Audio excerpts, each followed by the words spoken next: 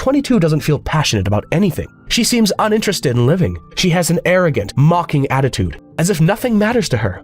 But often, when someone acts that way, what they're really doing is hiding an insecurity.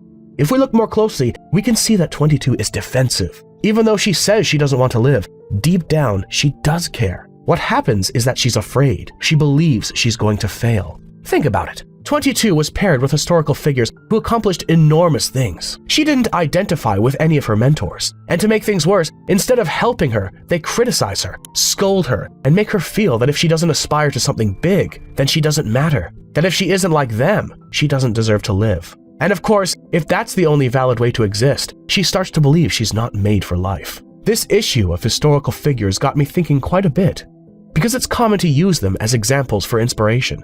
And it makes sense.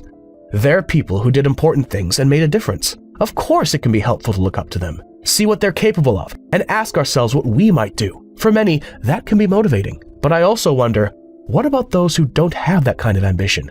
Who don't dream of doing something huge?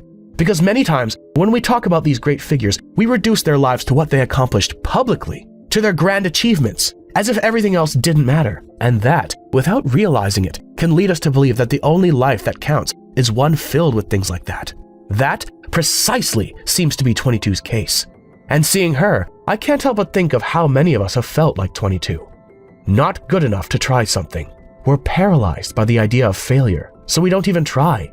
Because deep down, we believe we're going to fail. And if we don't try, at least we don't fail.